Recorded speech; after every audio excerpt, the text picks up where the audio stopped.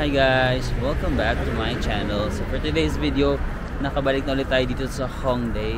So diba nanggaling tayo sa Gangnam, tapos nang pauwi na ako ngayon, nag-Hongdae ang lamig. Hongdae, tapos bumaba ako sa Hongik Station. So green line, line number 2 I believe. Ang pangalan ng station is Hongik Station. So dito malapit yung Hongdae. Itong Hongdae, medyo madami dito yung mga like bagets, mga ganun, mga students, kasi marami mga universities nearby. Pinakasikat yata dito is yung Hongik University, which is yung parang art school na sikat dito. ABC Mart na to. So ayun yung Hongik Station pala.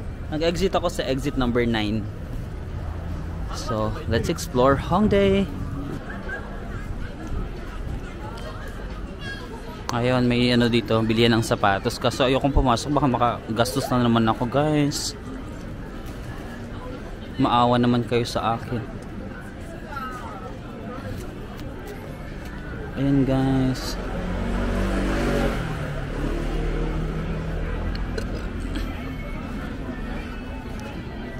Guys, may bilihan ng shoes pero hindi ako papasok guys. Makagastos na naman tayo. Like, alam mo, nag 2.5 na tayo ng samgyup kagabi. Alam mo yung nag solo travel ka para makatipid lang ganun, para yung kakainin mo lang mga 500 pesos ka lang per meal, tapos biglang nag samgyup ng 2.5, nakakabuisit. Ayoko pa nga umuwi sa hostel, baka mag-aya na naman kumain yung kasama ko doon, si Travis. Diyos ko, madadamay tayo sa gastos nila. Iba yung value ng pera nila guys sa atin, wag tayong feeling. Huwag tayong feeling. Yung normal nila na parang normal lang na 2.5. Bus, hindi na. Isang ano ko na yun. Isang linggong ano ko na yun, baon. Huwag tayong feeling. Tsaka itong Hongdae guys, parang malawak siya. Tignan mo, may mga kanto lang doon. May kanto dito. Meron din dito. So, maliligaw-ligaw ka pero for the laban lang. Dapat ilalaban mo lang. Hindi ko na alam kung nasan ako banda guys. Basta lakad-lakad ka lang. Ang sarap kasi maglakad. Diba? Ang sarap maglakad kasi ang lamig. Tapos lahat kayo naka-OOTD. Pag magpunta kayo sa Korea ng malamig guys, mag-OOTD kayo. Kasi iba yung ano nila dito. Like yung standard nila of OOTD. Parang pak na pak. Bawal ang pahuli. Ay, para dito na yung hostel namin na yan. Yeah, dire-diretso na lang dito yata yung hostel namin. Tama ba? Medyo naliligaw ako. Oh, okay. So, isang diretsyon ganun. Ayan pa hostel namin yun doon. Tapos dito, balik lang ako sa 7. Ay, dyan yung 7-Eleven na nakita ko si Opa. Ayun guys, kung gusto nyo makita si Opa, punta kayo sa 7-Eleven Hongdae. Maraming 7-Eleven dito guys. Pero ito nga siya, ayan. Yung katabi ng Dart Flex. Sometimes I think I still need closure, but it's been years since we've been over. So I'm letting go this time. I'm leaving everything behind, but I'm gonna hold you close and tight. I'm gonna love you till I die in another life. Tapos kagabi, nagano kami ni Travis yung ka-room ko. Nag-arcade kami dyan kagabi. Kagabi, as a straight guy ako kagabi kasi kasama ko si Travis. Tapos sabi niya, gusto niya mag-arcade. Sabi ko, arcade? Ako mag-arcade? I'm such a princess. Charing lang. So nagano kami, dart. Ganun, tas yung parang yung susuntukin mo tapos dapat malakas yung maging score mo. Alam niyo yun, yung parang ipapunch mo. Tapos yung kay Travis yata nasa mga 5,000 plus, yung sa akin nasa mga ano 20 lang. Charing. Kasi yung suntok ko pang ano lang, yung parang ganun lang, charing. Oy, grabe kayo. Hindi naman, kaya ko namang sumuntok ng ano. Yang perberbe, charot. Ay, ayan, dyan kami naglaro ni Travis. Sa Zang Games yan. Zang Games. Ito pala yung Hongdae. Tapos doon na yung hotel namin. Kaso balik na tayo kasi ayoko pang umuwi. Ayaw ka pa umuwi baka kasi makita ko na naman si Travis sa ano, sa dorm ay sa hostel, tapos magyaya na namang mag-dinner. Yung budget niya sa dinner 2.5 girl. 500 nga lang yung budget. So, we are not the same. Travis, we are not the same. Like, I'm from the Philippines. Do you know like the value of our money? It's very high. Very high that, you know, we can be best friends. We can be best friends but in other ways, not in like spending money. Hala, balik na tayo. Ito siya, Meerkat Cafe. Ano ba yung Meerkat? Kala ko pusa, hindi pala. Ay, pusa ba yan? Ayan, Meerkat Cafe. Pero close na yata. Close na ba to? Ay, hanggang 20. Ano ba yung 20? Ano yung 20 guys? 8, 9, 10, 11, 12. 8 no? Hanggang 8 na lang. 7 na guys. 1 hour na lang. Next time na. Try natin. Pero yan, meron silang Meerkat Cafe if you want guys. Ay, parang ang sarap dito. Pero Japanese yata yan. Huh? Sarap.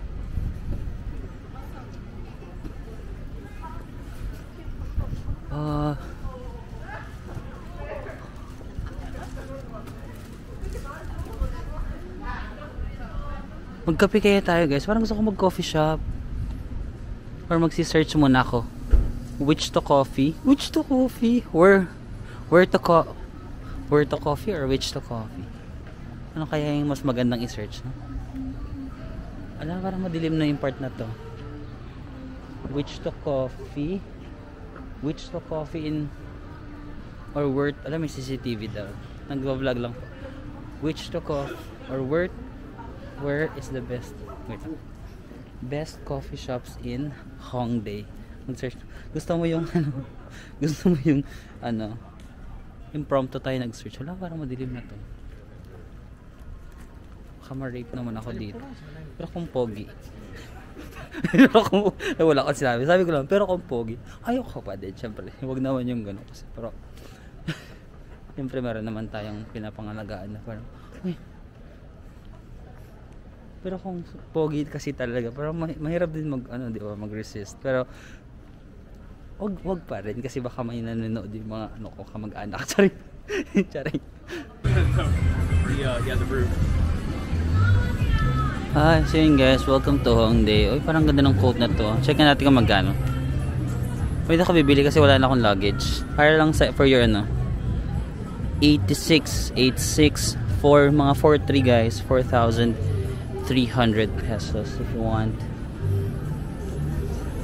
Main nyo na, ay mayroon pang iba-ibang kulay oh.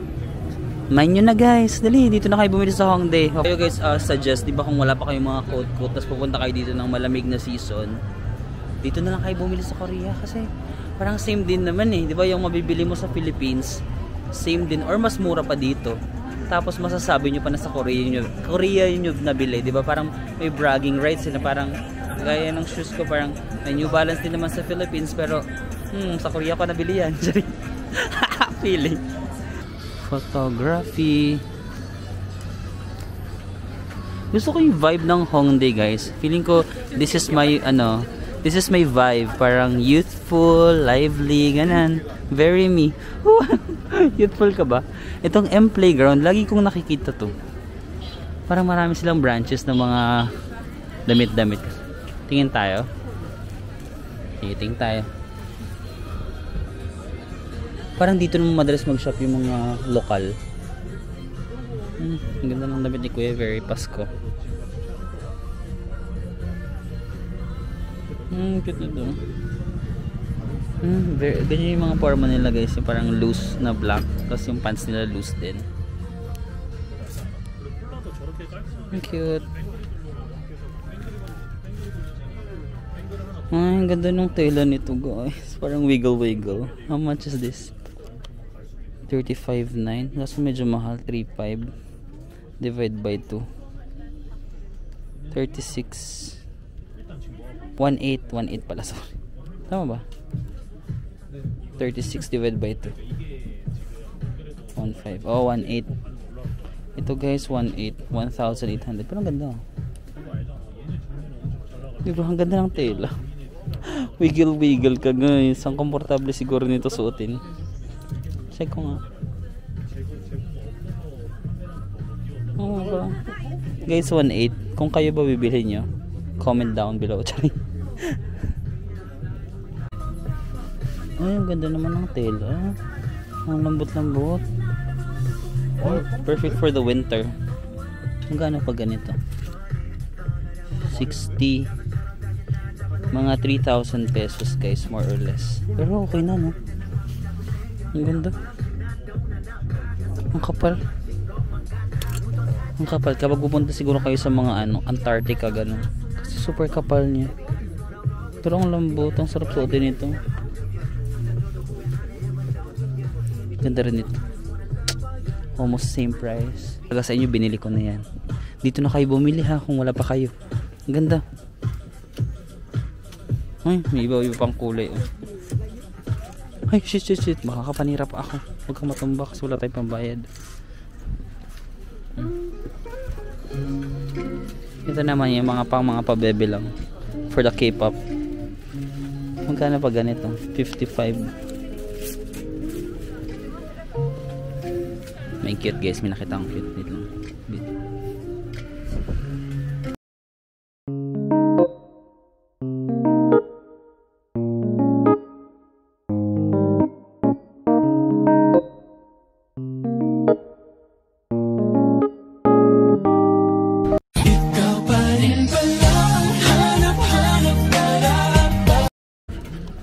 Pero pansin ko guys, sa mga nakikita ko sa mga Korean, ito yung uso sa kanilang pantalon ngayon. Yung parang pabakat. Hindi, seryoso. Ito yung uso nila ngayon. Marami akong nakikita ng mga nakaganyan lately. Ganitong kulay, tapos ganitong pants ito. Tapos pabakat-bakat sila lately. Parang ganun yung trending nila dito. So kung gusto mo maki-trend, ganun yung mga pantalon na bilhin mo. Okay? Ang ganda ng Hongdae guys. For me, maganda yung Hongdae kasi maganda siya. Char. Maganda yung Hongdae kasi ang dami mga ito mga ganito, mga bilihan ng damit. Sa kalsada, lalakad ka lang, gusto mo makikita ka ng mga alam mo maliligo, charot. Bathrobe. Oo nga no, ang sarap pag-shopping dito guys. Kung gastador lang ako, nag-shopping na ako. Buti nila mayroon akong self-control. Charot, self-control. Bumili ka ng sapatos last time. Huwag ako Marvin. Pero kung saan nyo dito mag-shop. Alam mo kung marami lang akong pera. Ang sarap pag-shopping sa Hongdae guys. So kung shopping yung yung goal nyo sa Korea, Hongdae guys. Diba? For the K-pop, magiging kamukha mo na si Lisa dyan tsaka si Jennie. Charot, Blackpink, charot. Ay, ang ganda rin ito. Very madam lang siya guys, di ba?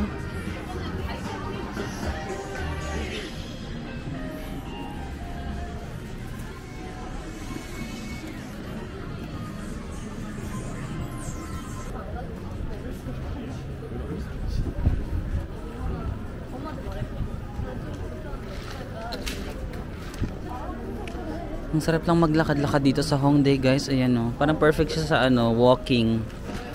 Tapos ang gaganda ng mga nakikita mo. Ito mga fruits.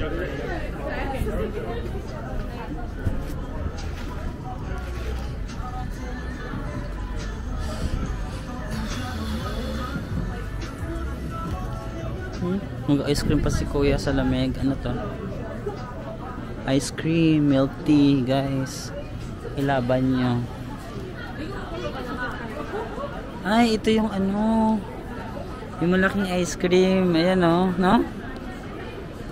Kaso napakalamig na para mag-ice cream. 3,000 won lang guys. Ay, bet ko to. Gusto mag-donut. Magkano guys? 4 pieces. What if kung 1 piece lang? Okay lang? Hello, can I buy just 1 piece? Can I buy one? Yeah. Is this matcha? No? sold out? Oh, matcha sold out. What's the next best seller? Earl Grey milk cream. What's yeah, maybe this one. Yeah. How much, sorry? 5,000? Okay. Walang matcha. Akala ko matcha yung isa. Napanood ko kasi ito kay sa vlog ni Jan and Ann. If napapanood niyo si Jan and Ann. Tapos nag-home day sila. Bumili sila ng ganito. Tapos parang sabi nila masarap yung matcha. Pero sold out daw yung matcha. So ito na lang. Yung second bestseller is Earl Cream. 감사합니다. Favorite word ko talaga yung 감사합니다. Parang gusto ko siyang sabihin kahit yung mga nakakasalubong ko. 감사합니다. 감사합니다. Di ba inulit-ulit ko ba? Ulit-ulit mag thank you. Okay, so yan. Kainin na natin yung Earl Cream Donut.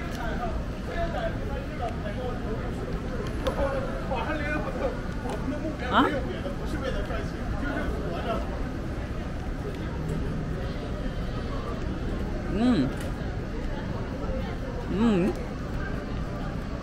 Okay.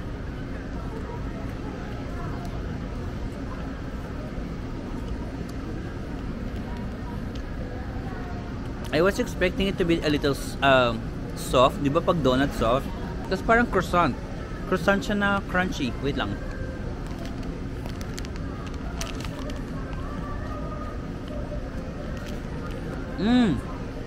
May feeling.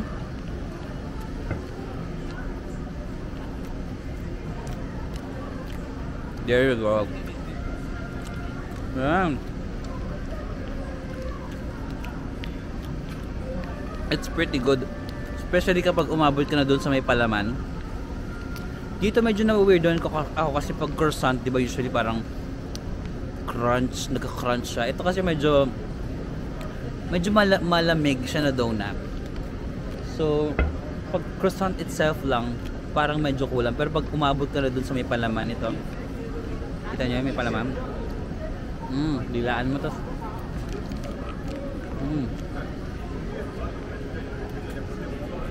That's good. Combination. I-combine mo itong Earl Cream plus the croissant. So good. Yeah, good. Baka paalisin ako dito. Nasa company ba to?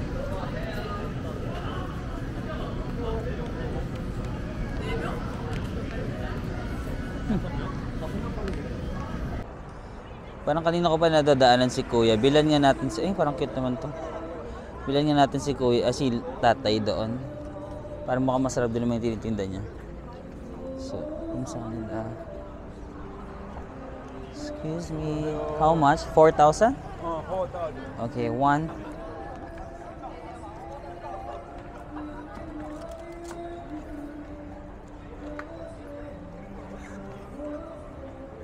감사합니다. Yay! 감사합니다. Ayan guys, binila natin yung tinda ni tatay. Parang, ay kamatis no? Kamatis, orange. Tapos yung green, ano ba yung green? Grapes? Yeah, 4,000 or, magkano yung 4,000? 200 pesos. Ito. Okay lang, picturean ka lang dito sa Hongdae para ano, may picture lang ako. Bago kainin, syempre, picturean muna natin. Yeah, try natin. First is the orange na parang glazed.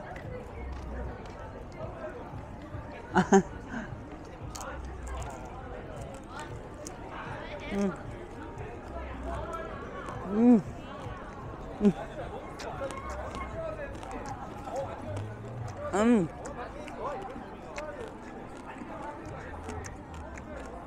sarap.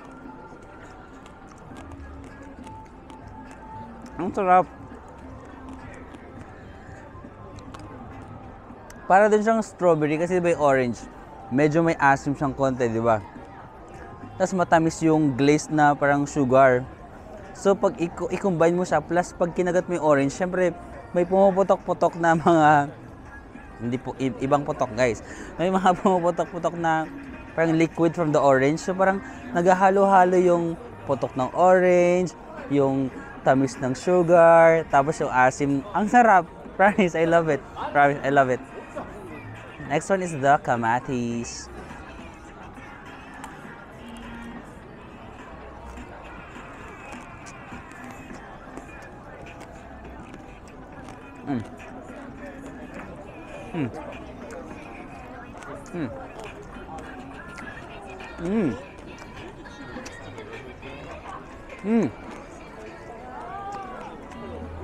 Interesting flavor. Nakakain ako ng ganito sa Taiwan ba? Pero ito, mas maliliit yung kamatis niya. At parang mas sweet yung kamatis niya dito sa Korea. Bagay pa rin. Like, sweet yung sugar. Alam niyo naman yung lasa ng kamatis, di ba? Parang lasang kamatis. Ang hirap mag-describe. But okay yung combination. Hindi ako mahilig sa kamatis. Sabi ko na to dati sa Taiwan vlog ko yata. Hindi ako mahilig sa kamatis. Pero, kapag kinumbine siya dito sa glazed na sugar, ang sarap. I swear, ang sarap. But for me, number 1 pa rin yung orange. Number 1 pa rin yung orange. So, siya yung nasa top. Tignan natin kung mabibit siya ni grapes ba to?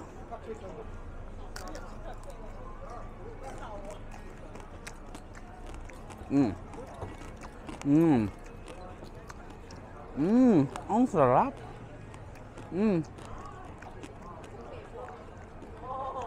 That's good. Same.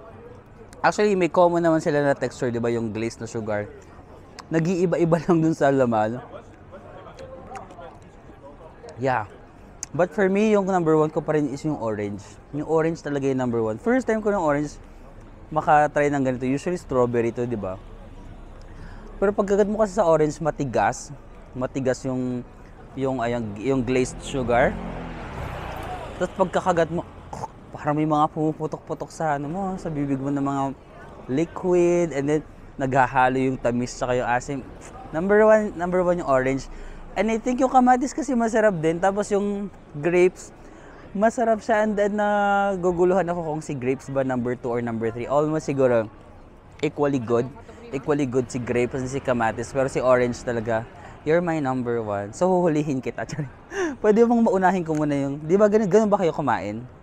Hinuhuli nyo yung masarap na part, di ba? Ako minsan pag sa tinapay, for example, yung maraming palaman, hinuhuli ko, para yung last kong kagat masarap. Alam niyo yan? Para yung mariretain sa mind ko, oh masarap. Ganon. Or ako lang, is that me? Is that me?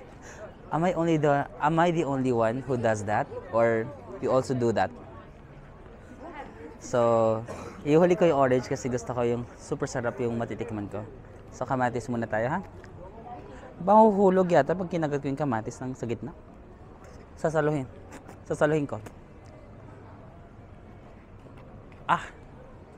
Medyo mahirap siya gawin, guys. Sige na nga, unahin na natin yung orange. Sorry, favorite kita pero it's a no for me. Ikaw na yung may evict. Charing!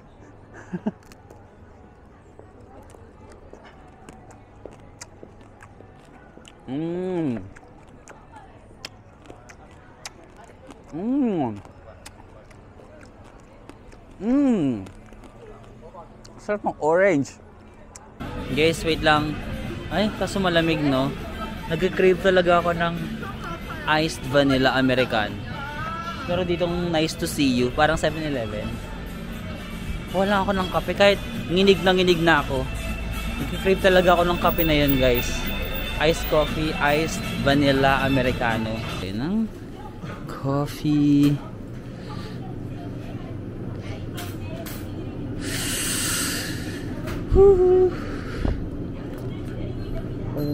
Gusto mo bang kumain ulit tayo dito sa Nice to See You? Kasi baka meron ding baby boy dito. Kasi sa 7-Eleven nakahanap tayo ng pag-ibig, diba?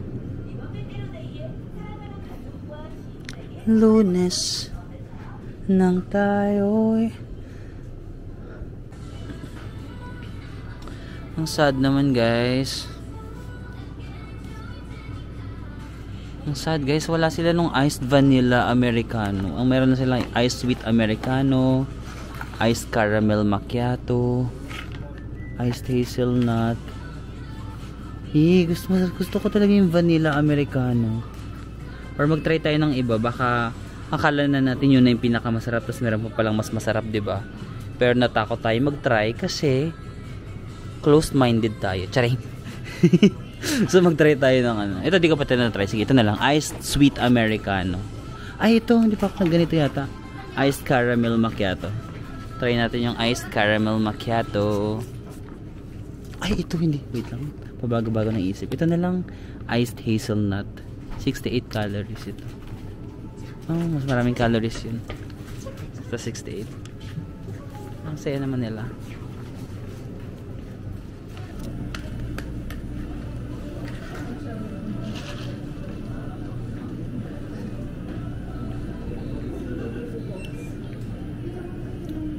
Masarap din guys.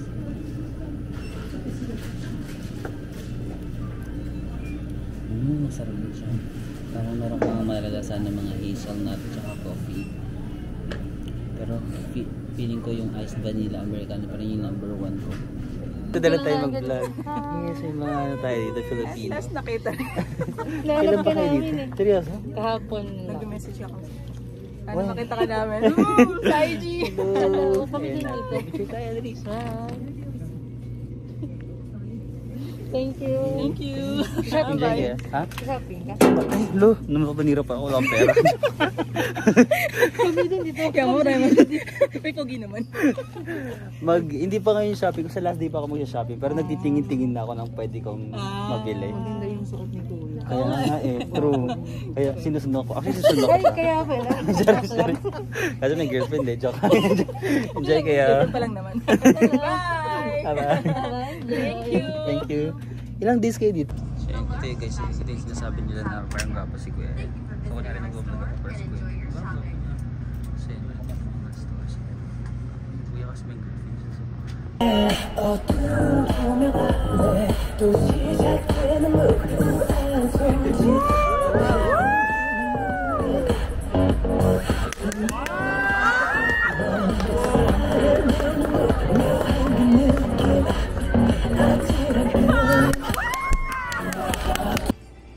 Masarap to guys, try nyo watermelon na drink. Pakita ko sa inyo. Watermelon na drink.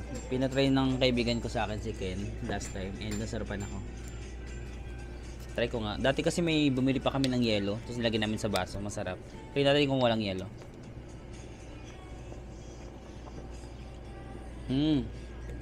Sarap guys.